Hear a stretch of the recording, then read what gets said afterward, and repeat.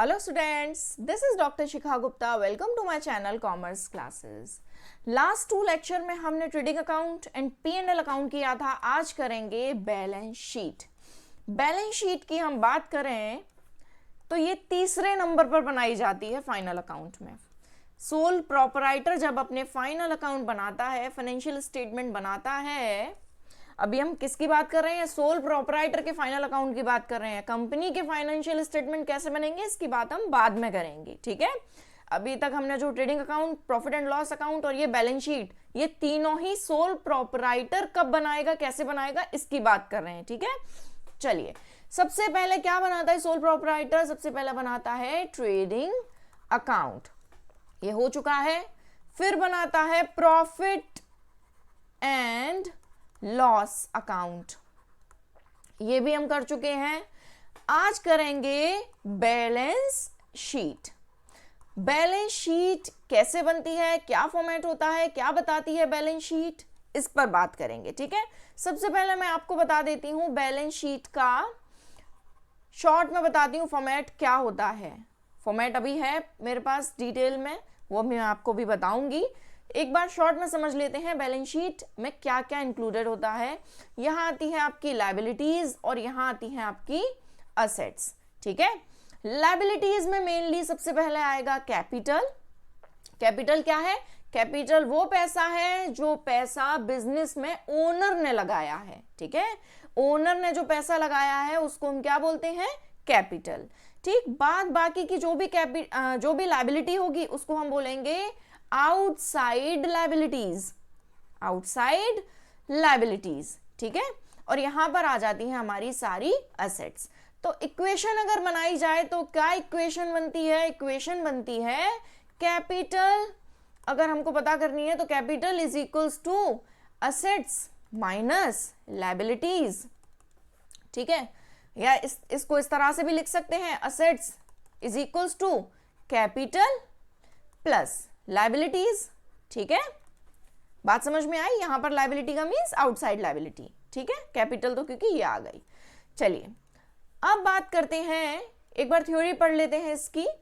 Balance sheet is a statement which shows a firms asset, liabilities and capital. ठीक है, asset, liability और capital बताता है balance sheet of a proprietor at a specific point of time. किसी एक specific point of time पर किसी company की असेट्स, लायबिलिटीज और कैपिटल क्या है. ठीक, चलिए एक डेफिनेशन भी दी हुई है. फिर आता है इसका कैरेक्टरिस्टिक्स क्या है बैलेंस शीट के. तो फर्स्ट कैरेक्टरिस्टिक है it is prepared as at a particular date not for a particular period.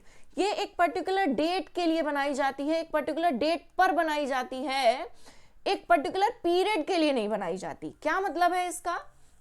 जब भी हम बैलेंस शीट बनाते हैं तो हम लिखते हैं बैलेंस शीट ऑफ फला company as at for example 31st March 2022. पर हम ट्रेडिंग अकाउंट और P&L अकाउंट बनाते हैं तब क्या लिखते हैं? तब हम लिखते हैं trading account for the year ending 31st March 2022. इसी तरह से हम प्रॉफिट एंड लॉस बनाते हैं तब भी लिखते हैं for the year ending 31st March 2022. क्या मतलब है इसका? हमने ट्रेडिंग अकाउंट में फॉर द ईयर एंडिंग क्यों लिखा और हमने बैलेंस शीट में एज एट क्यों लिखा? ये हमने इसलिए लिखा कि ट्रेडिंग अकाउंट और P&L अकाउंट बताता है कि इस ईयर में, ये ईयर कौन सा हुआ? For the year ending. And कब हो रहा है? ये 31st मार्च 2022 को. इसका मतलब ये कौन सा ईयर है? ये ईयर है 1 अप्रैल 2021 से लेकर 31st मार्च 2022. मीन्स इस ईयर में ट्रेडिंग अकाउंट के जो कंपोनेंट्स हैं वो इस ईयर का बैलेंस बता रहे होंगे. ट्रेडिंग अकाउंट में क्या क्या आता है? मेनली आता है परचेज आता है, डायरेक्ट एक्सपेंसेस आते हैं, सेल्स आती है. इस ईयर में क्या परचेज रही, इस ईयर में क्या सेल रही, इस ईयर में क्या डायरेक्ट एक्सपेंसेस रही, ये क्या बताएगा? Trading account. इसी तरह से सिमिलरली क्या इनडायरेक्ट एक्सपेंसेस रहे, क्या इनडायरेक्ट इनकम्स रही, ये आपको कौन बताएगा? Profit and loss account. इस ईयर से रिलेटेड है ये ट्रेडिंग अकाउंट और प्रॉफिट एंड लॉस अकाउंट. पर बैलेंस शीट क्या है? बैलेंस शीट बता रही है इस पर्टिकुलर डेट पर कंपनी की लायबिलिटीज क्या है, इस पर्टिकुलर डेट पर कंपनी की एसेट्स क्या है। ठीक है, ये किसी पर्टिकुलर ईयर से रिलेटेड नहीं है, ये इस डेट पर बता रही है कंपनी की बैलेंस शीट क्या है। ठीक है, इसलिए यहां पर क्या लिखते हैं बैलेंस शीट में, एज एट, और ट्रेडिंग और प्रॉफिट एंड लॉस अकाउंट में लिखते हैं for the year ending. Clear है। चलिए नेक्स्ट पॉइंट है, it is prepared after preparation of trading and P and L account. Trading और पी एंड एल अकाउंट के बाद में क्या बनता है, बैलेंस शीट। नेक्स्ट पॉइंट है, it shows financial position of a business as a going concern. Balance sheet किसी भी कंपनी की फाइनेंशियल पोजीशन को बताती है। ठीक है, नेक्स्ट है, balance sheet is not an account but only a statement of assets and liabilities. ये एक अकाउंट नहीं है, बैलेंस शीट एक अकाउंट नहीं है, बैलेंस शीट असेट्स और लायबिलिटीज का स्टेटमेंट है। ठीक है, चलिए नेक्स्ट है, पर्पस क्या है, नीड क्या है बैलेंस शीट को बनाने की। तो फर्स्ट है, to ascertain the financial position of a business at a particular point of time. किसी भी कंपनी की फाइनेंशियल पोजीशन पता करने के लिए, किसी पर्टिकुलर पॉइंट ऑफ टाइम पर किसी कंपनी की फाइनेंशियल पोजीशन क्या है ये पता करने के लिए बैलेंस शीट बनाई जाती है। ठीक है, नेक्स्ट है, to know the amount of assets it owns under various heads, say debtors, fix assets.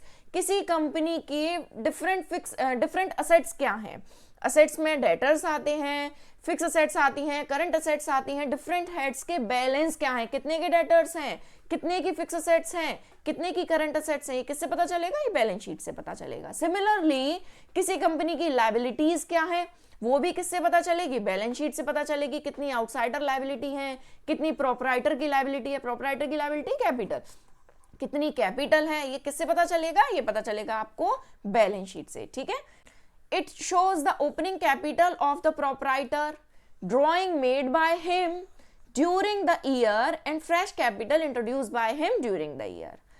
जब भी हम बैलेंस शीट बनाते हैं तो हम वहां कैपिटल में, लायबिलिटीज में लिखते हैं कैपिटल। उसने कुछ और कैपिटल इंट्रोड्यूस की है ओनर ने इस करंट ईयर में, तो वो ऐड हो जाएगी। ठीक है, अगर उसने ओनर ने कुछ पैसा निकाला है उसको हम बोलते हैं ड्रॉइंग्स, तो पैसा निकाला है वो माइनस हो जाएगा। ठीक है, तो ये क्या बन जाएगा, ये सारी इंफॉर्मेशन हमको कहां से पता चलेगी, कैपिटल जो ऑलरेडी कैपिटल थी वो, कुछ फ्रेश कैपिटल इंट्रोड्यूस हुई है ईयर में वो, या कुछ पैसा निकाल लिया बिजनेस में से ओनर ने वो, ये सब हमको पता चलेगा बैलेंस शीट से। ठीक है, नेक्स्ट है, it is a base for the opening entry for next accounting year. Next year में क्योंकि यही बैलेंस फॉरवर्ड होते हैं तो ये नेक्स्ट ईयर के लिए क्या है, ओपनिंग एंट्री बन जाती है। ठीक, नेक्स्ट है, it helps in determining whether the firm is solvent और नॉट। बैलेंस शीट हेल्प करती है ये चेक करने में कि कोई बिजनेस, कोई कंपनी सॉल्वेंट है या नहीं है।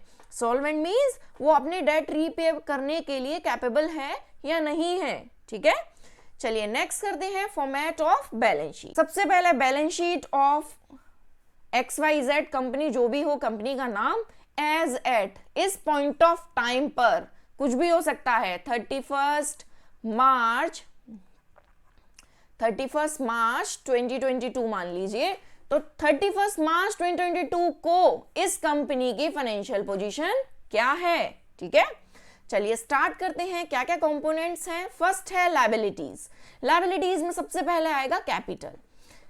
कैपिटल क्या है, बिजनेस के ओनर ने जो पैसा लगाया उसको हम क्या बोलते हैं, कैपिटल। ठीक, कैपिटल में हम प्लस करेंगे, कुछ भी कैपिटल लिखी होगी उसमें हम प्लस क्या करेंगे, interest on capital.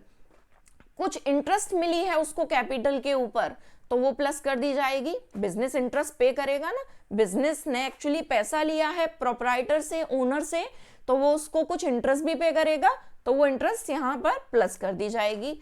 Net profit जो हुआ है, जो कि प्रॉफिट एंड लॉस अकाउंट से आया होगा, उसको प्लस कर दिया जाएगा।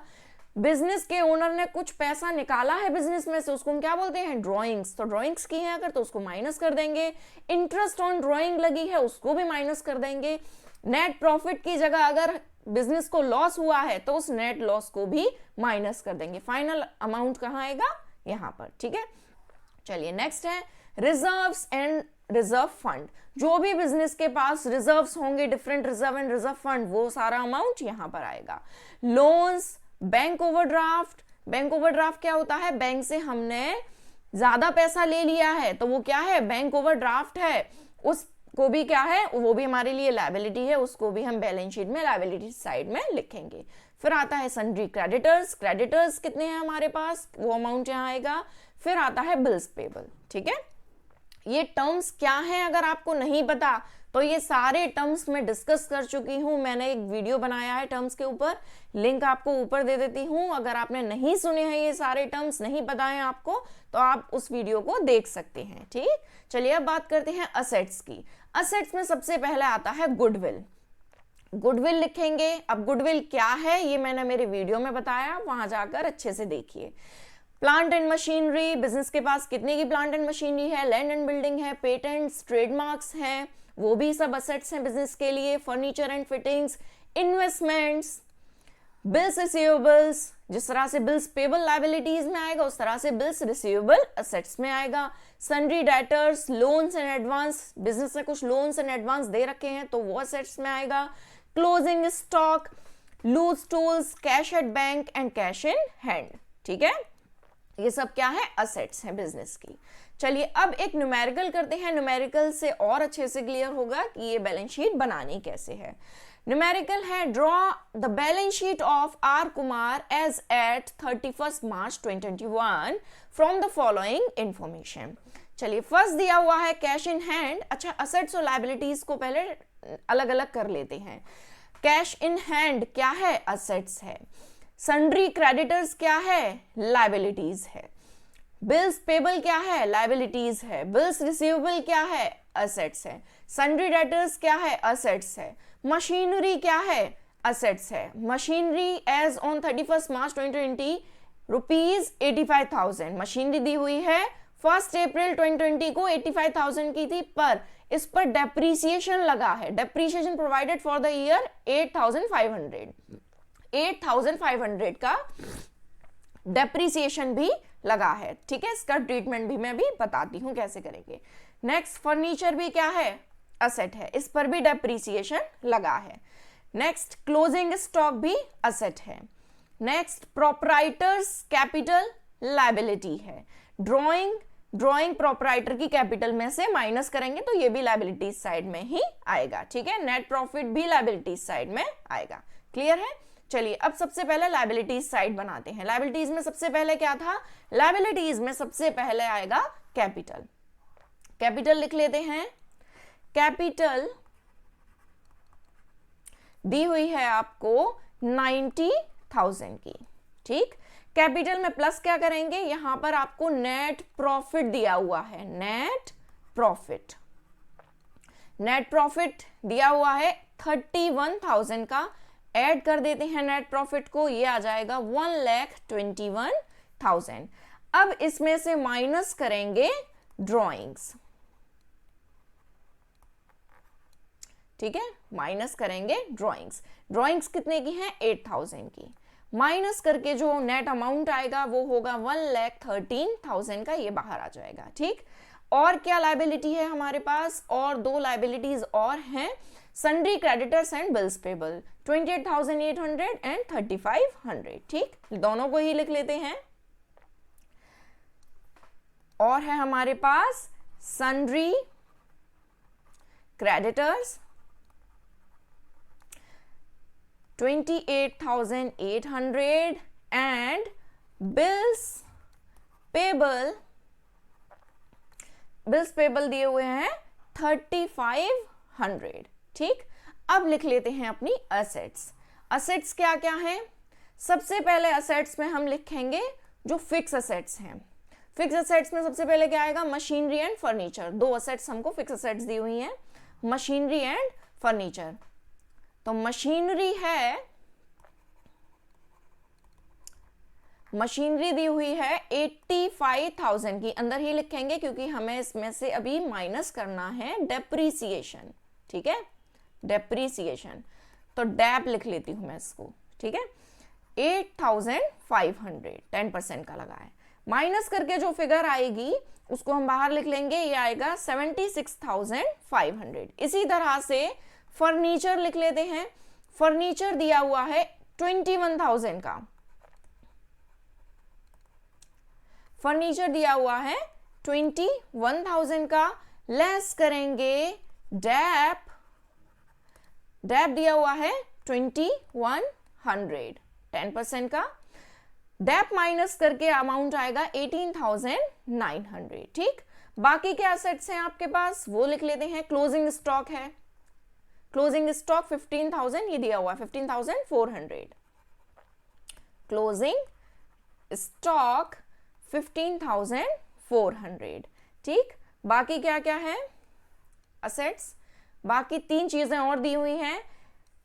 Bills receivable 5,300, sundry debtors 18,000, cash in hand 11,200, तीनों को ही लिख लेते हैं। बिल्स रिसीवेबल्स, बिल्स रिसीवेबल्स दिए हुए हैं आपको 5,300, फिर दिया हुआ है सन्ड्री डेटर्स,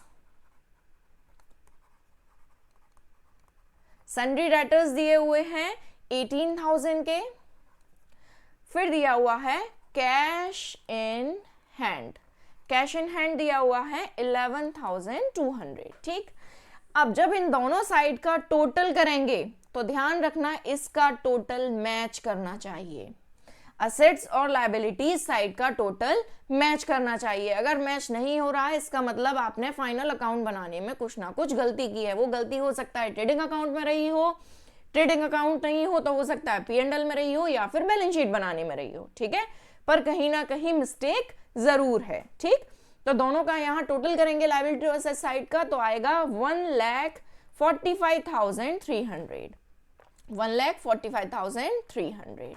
राइट, ये हो गई हमारी बैलेंस शीट। ठीक है, ये बन गई हमारी बैलेंस शीट। ठीक, चलिए आई होप आपको वीडियो समझ में आया होगा। Thanks for watching, bye bye.